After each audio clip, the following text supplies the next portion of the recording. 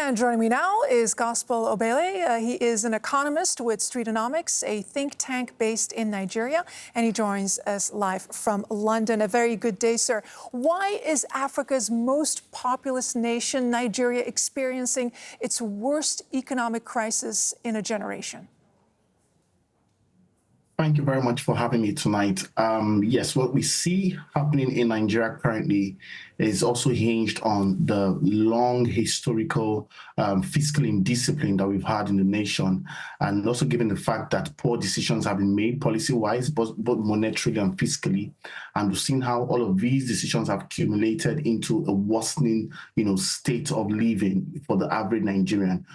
Despite the fact that inflation has been a global conversation, we've seen that in Nigeria and some other countries, it's been a worsening situation, hitting heavily on food as food inflation rises up to a 40% high, in more than a decade plus now. So it's a major issue for the average Nigerian. The average business is feeling the impact of increased cost of raw materials, increased cost of ensuring that they stay in business and all that. And it's making the economic climate a lot more difficult for the average person to feed, to transport, to have a roof over their heads, to find education, and to stay healthy. So it's a major concern right now, all hinged on the fact that there have been poor policy decisions, in the past few years. Mm-hmm. Now, and you're right. I mean, Nigeria is not unique in that sense that many countries are experiencing problems linked to inflation and a rising cost of living. But still, more than 87 million people in Nigeria live below the poverty line, I'm told. The world's second largest poor population after India. So you said there were some policy mistakes made, but is this down also potentially to corruption or poor governance or both?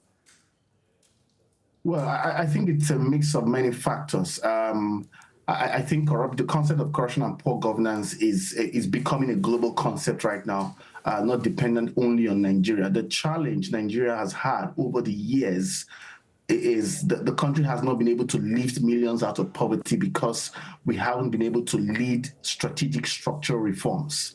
And structural reforms when it comes to education, health, supporting MSMEs, growing the local market, empowering local people with the education and skills they need, to go up, to climb the ladder in terms of building pathways towards prosperity for themselves.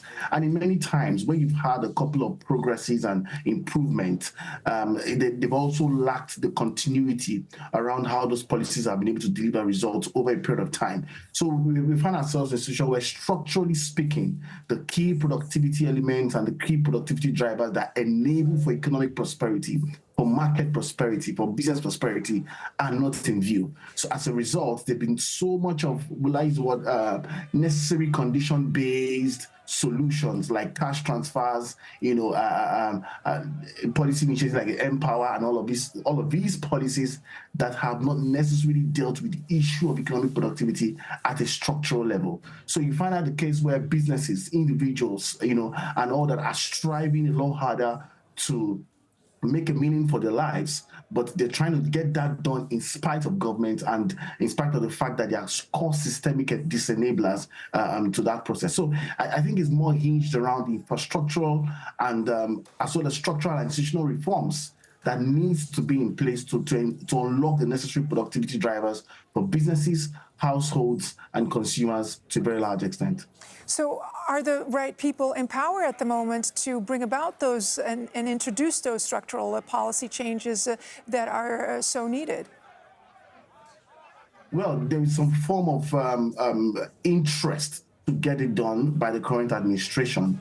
But that interest has not been translated into two things. It has not been translated into strategic willpower. That means how do you prioritize and deploy willpower across sectors and markets that would unlock, higher economic productivity or higher economic returns within the shortest period of time. For instance, take the services sector. The services sector holds about 55% of the Nigerian economy. But at the moment, Nigeria does not have a strategic services sector policy or industrial policy geared towards enabling the services sector thrive. You have a lot of young people who are skilled and capable of doing good work, but we can't find the markets and opportunities to help them maximize, their skills and capabilities, as the case may be. So there are deep woven questions around how the markets are evolving, what decisions and policies are being put in place, to unlock opportunities and ensure that those opportunities are accessible and inclusive to a critical mass. These are the major questions that that the current administration will need to show a level of willpower, to address. Until that is being done, we may not be able to significantly pull the average Nigerian out of poverty and then sort of build like a sustainable pathway to growth and development. Gospel Obele, economist with Streetonomics, a think tank based in Nigeria. Sir, thank you so much for this conversation. Thank you for having me.